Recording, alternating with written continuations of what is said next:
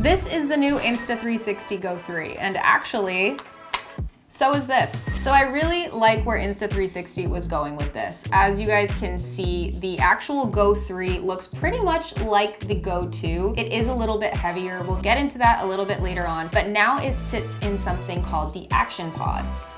And that's this guy right here. Now it does look a little more traditionally like an action camera, but it does have this removable camera portion, which makes it very unique. We now have this flip touchscreen. It's a complete touchscreen on the back, so not only is this super intuitive to use the menu system, you do have a Q button on the side to access it, but you're also able to take selfies more easily, you can vlog more easily, and because you can separate the Go 3 from the Action Pod, you're able to compose your shot and stop and start recording completely remotely, and you can actually monitor what you're filming. So first things first, let's compare the Go 3 to the Go 2 and see, other than the Action Pod, what improvements were made. So first we're gonna talk about the battery life. So with the Go 3, you get 45 minutes of record time at 1080p 30 frames, whereas with the Go 2, you only got 30 minutes at 1080p 30 frames. Now, once you put it into the Action Pod, you're looking at 173 minutes now, whereas the Go 2 in the case was about 150 minutes. And again, this is all at 1080p 30 frames. Let's talk about the weight. Obviously, the Action Pod is going to be heavier than the case that came with the Go 2, but here's the thing. You can literally take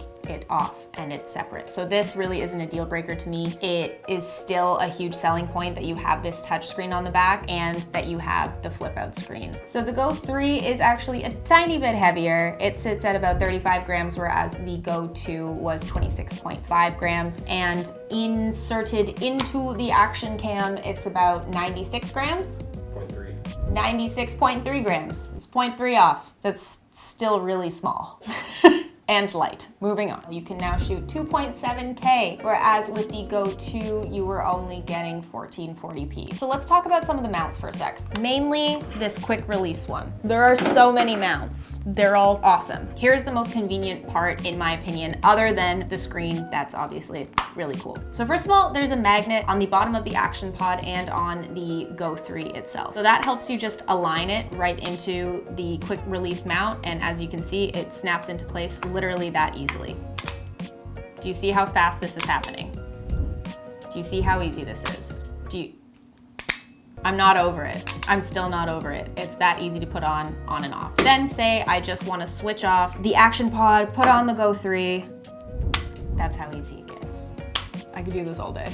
So the quick release plate be quick releasing. So not only is the magnet on the back of the Go 3 convenient because it helps you align to the quick release plate, wow, that is still so impressive. But you can also stick it to anything that is metal because, you know, it is a magnet. So like that. Thank you so much. Another slight improvement when it comes to water resistance. It is an improvement, it's just a slight improvement. So the Go 2 was waterproof up to about 4 meters and the Go 3 is waterproof up to 5 meters. Now the Action Pod, no, this isn't waterproof, it is water resistant. What do you need to monitor it for underwater, really, you know? This is fine, still cool to bring on your family vacation. Another new feature is voice control. So you can tell it to start recording, and you can also tell it to stop recording, take a photo,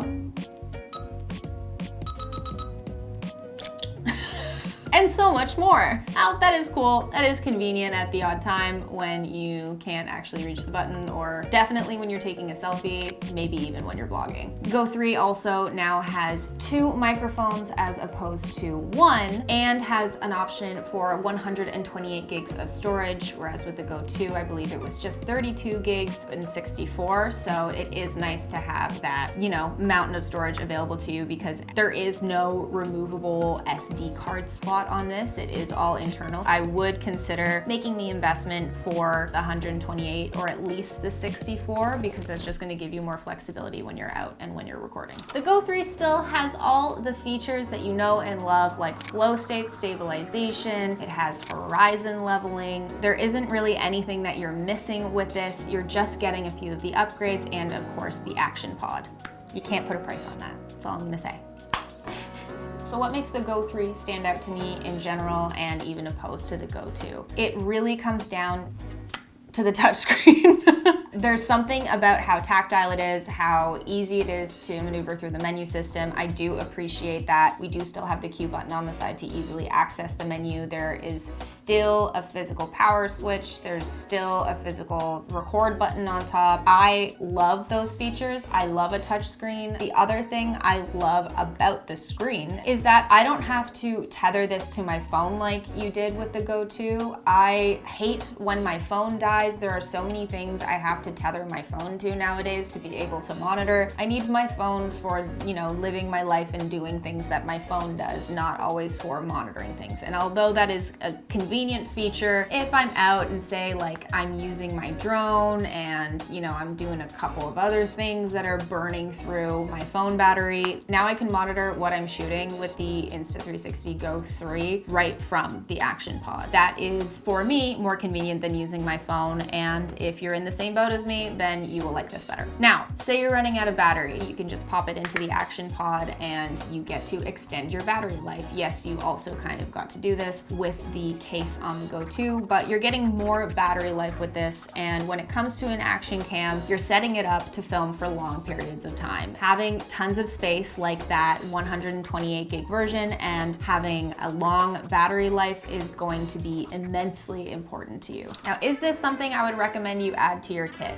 If you don't already have an action cam, yes, you need one, and here's why. And the thing about the Go 3 and even the Go 2 is that it's super small. Like, I can close this into the palm of my hand. Not only is it easy to transport places, it's small, it's lightweight, it's easy to mount on pretty much anything. One thing that's really cool you can do with this is easily mount it on like a hat, which I did yesterday when I was on the swing. This little guy. It allows you to really be in the moment when you're filming. You can be entirely present. You get that really unique POV shot of whatever it is you're doing, living your life, whether you're on a roller coaster or just playing with your pet. What we did was actually put it on my cat Luna, and we got to see her perspective of what she sees roaming around the house and when she looks up at me and when I feed her a treat, so that was adorable. How else truly would I have been able to get that angle? Because this altogether is even kind of heavy for a cat. And Luna is especially small. She's actually less than 6 pounds. I think she was like 5.6 or 5.7 pounds when we took her to the vet. She's a very tiny cat. The fact that I can just pop it out, put this in here, clip this to her little harness, now we see what Luna sees, and that's pretty freaking cool. When I was researching some of the info about the Go 2, because I actually don't own one, I came across David Manning, and he actually did a 6-month update with the Go 2. He talked about why he reaches for that camera the most, and I'm sure he's gonna love the Go 3 because he could just literally press record on the Go 2, and again, with the Go 3, he can remain completely present in those moments with his family and still get the footage of whatever adorable thing or adorable moment is happening with his family. It's a lot faster than him taking out his phone and filming it, and he can still interact authentically with his child or with his wife in that moment. And I think that is super cool. It's also a completely different angle when you're filming from your own viewpoint than holding up your phone. Like, this will really transport you back into that moment and what's actually happening. It is completely a POV angle that you just can't get with anything else. There are so many other features that I could talk about. There's cool stuff with the editing app. There's cool stuff with the mounts. I mean, the mounts are the same as with the Go 2. Those are the main improvements compared to the Go 2 that you should look out for, and mainly this guy right here. So if you like this video, please give it a like down below, subscribe if you're not already, and hit the notification bell to get notified for all future videos. And now I'm gonna go brainstorm what things I can stick this on, because it's just that easy, kids. Thank you, Insta360, for sponsoring this video, and I'll see you in the next one. Bye!